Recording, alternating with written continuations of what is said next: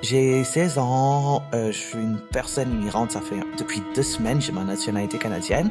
Puis je suis une personne queer, très engagée, je suis quelqu'un qui suit ce qui se passe autour du monde, mais plus le milieu politique, que ce soit québécois, canadien, international.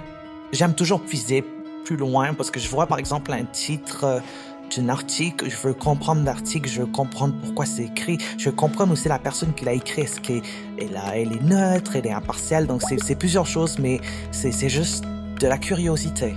Les personnes qui me connaissent, et mes amis qui me connaissent, que je suis out pour eux, ils me voient comme une personne qui est comme juste, comme fière d'être queer, qui s'en fout des jugements de tout le monde, mais à l'intérieur de moi, j'ai comme genre, on dirait, un masque que je me donne, je me force à me donner parce que je veux qu'il y ait d'autres personnes qui soient aussi courageuses que moi. Je souhaite voir de plus en plus de jeunes qui sont engagés, qui lisent des livres, qui s'informent, qui réfléchissent à des enjeux sociaux. Je sais que ça a l'air plate quand vous réfléchissez comme ça, mais quand vous réalisez que votre parole en grand, quand elle est réunie avec plein d'autres personnes en général, peut faire changer des choses, là vous allez réaliser que c'est quand même assez important.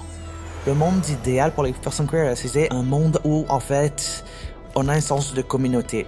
Dans certaines communautés, c'est très mal vu d'être queer.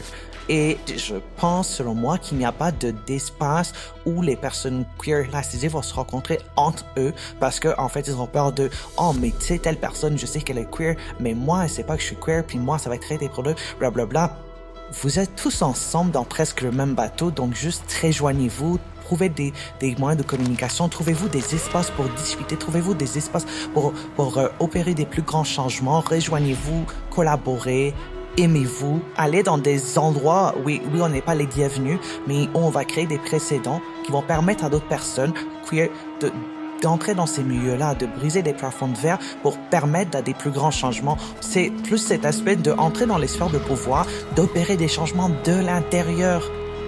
J'aurais souhaité qu'aussi, juste laisse vivre les gens. Vivre et laisser vivre, c'est tout. Parce que ça va rien affecter dans ta vie. Ça va rien changer dans ta vie que des personnes queer s'embrassent, que des personnes queer aient des enfants, que des personnes queer aient les mêmes privilèges que les personnes hétérocistes dans ce monde. Voilà.